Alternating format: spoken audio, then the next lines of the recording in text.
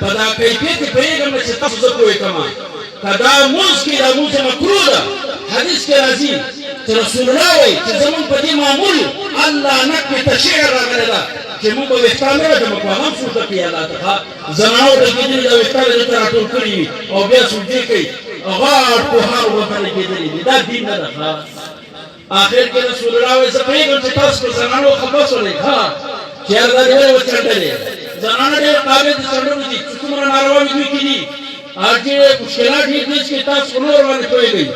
دا زنانو خالونه لګوري په دا وستلو باندې مولوی صاحبانو تاسو کوی اصلي کنه دا ستلو باندې خال لګي مشکات څلور سو درېو صفحو پورې پاس اچو ګوري کومه زنانه چې خال لګولې شین دا ځای نه دسته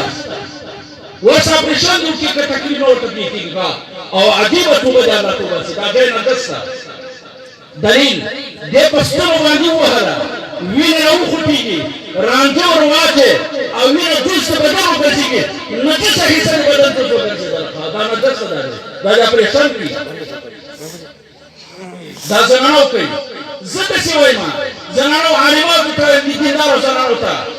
تاسو په خیر باندې رجل کوي جواب الروحا ولذلك دا تغيير کې حق لا بمنهم وي چې ګیره تا خیر وي دا د خدای پاک مخلوق کی تغيير کوي ګیره پر خدای سبحان الذي زين الرجال بالروحا سبحان الذي زين النساء بالزواج خطوري باندې ستګورن جوړ دا وريځ ورته چوټه دا باسي غاکونه ولې برابرې په دې باندې پیغمبر لعنت ویلې په دې کې زمون زنانا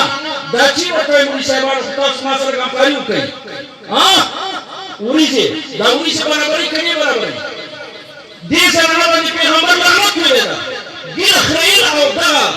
وريځه برابر او دا ورور سره برابر دا ته کې حق نه راکنه زما رسول الله صلی الله علیه وسلم لعنت ویلې یو بدادي وختان راخلي پردي وختان راخلي خارونه لګي پردي لعنت ویل شوی دا غاخونه جوړې دي باندې لعنت تا خارونه لګي پردي باندې لعنت تا نری کپڑے وای هغه جهنمی دا دا ټول کارونه په زمانو کې دا زمون زمانو علم اقل په زمانه ما چې بخاری او مسلم هغه راغلي دي اصل ته پیغام چې تاسو په زمانو خطاسو چې دا ولې ویلې په کار باندې کو چې الله خیر راځي کې ښا نمایشي کارونه مکوئ قسم په خدای مرګ روان ده زه په دې خبر کې چې دا نازک بدن په ور باندې الله سازي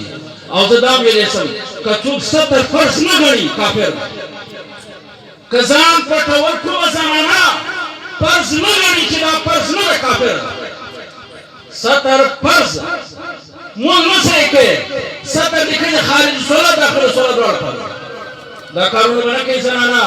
چې آخرت برابر چې الله دې آخرت مون سره برابر کې ډیر ماجر کوم زما په خپل نیت باندې خپل فیصله کوا الله تعالی دې متوس کې صلاح او فلاح پیدا کړي الله دې زموږ ځوانان او سپینګي زنانه صالحان کړي واخر دعوانا ان الحمد لله رب العالمين.